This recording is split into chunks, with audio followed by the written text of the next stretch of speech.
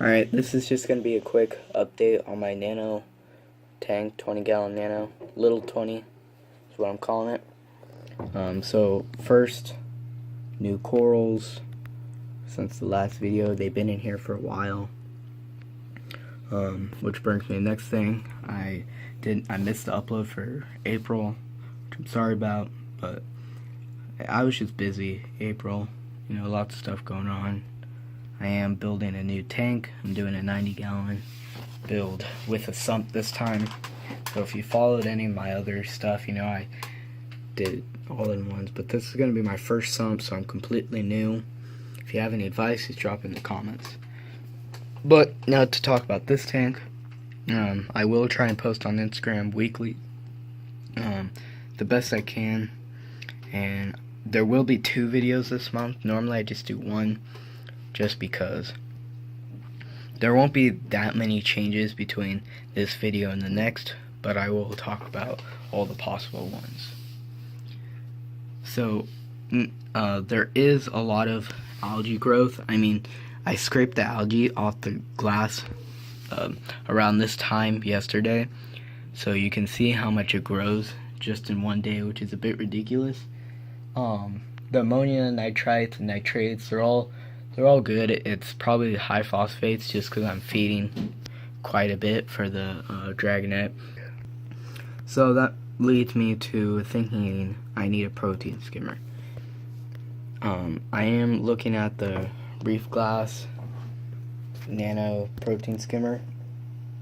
Other thing that could be causing it is that I'm only doing 1 or 2 water changes a month. I used to do 4 a month. So tell me what you think about that protein skimmer. If you have any other recommendations, I'm trying to keep it under $100 just because I have the other setup. The next thing I was considering was taking down or feed them or changing something about it.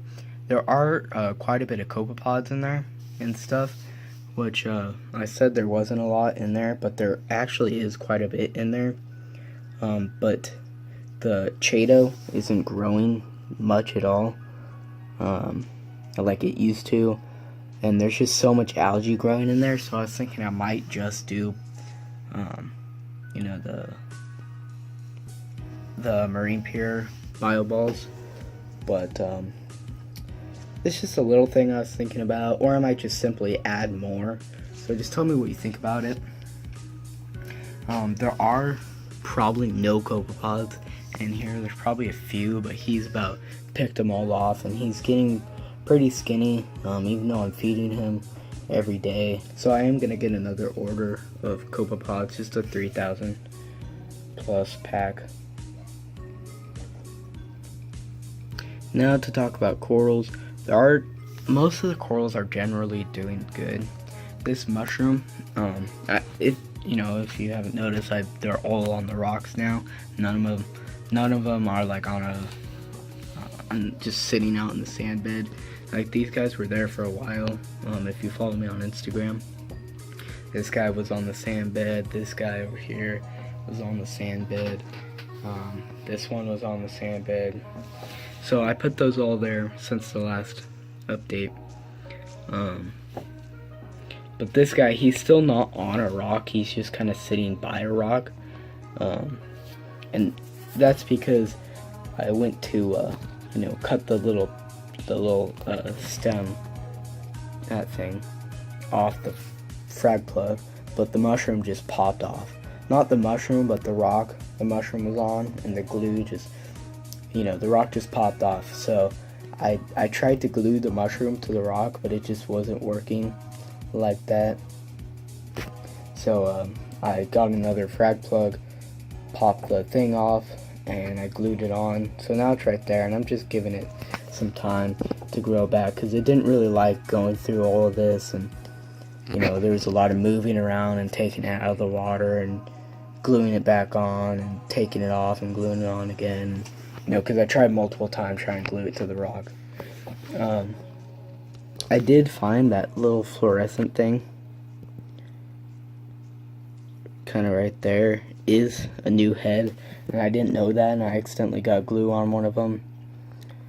There was 2. I thought it was just I don't know. So it is a new, that was a new head, or some other coral, because I did touch it, and it was kind of soft. I thought it was just a piece of glue or something. But this coral right here isn't doing that good. These are two separate zoanthids, so one was originally came on that plug, and then the other one off to the right, I took off another plug and just put it right there. So they're just not opening. I put them both on the same plug because they're both not opening, just so I can kind of move them around together. But they were opening, but something happened, which I'll talk about in a second. The other coral that's not doing that good is the Cyphastria, or Sophastria, however you say it. It was right here, but it started to bleach, and I'm guessing that it had too much light, so I kind of put it under there. So what happened to my tank was, I was, my refugium, there's so much algae, so I wanted to clean it out, and I siphoned some of the water out, and I didn't realize how much water was actually in there, and I topped it off with fresh water, not really thinking what I was doing. It's pretty stupid. And the salinity dropped like to 1.020, so that's pretty low, or maybe 1.021, but that's pretty low. And that's when when these guys first sucked up, and since then they've never really come out.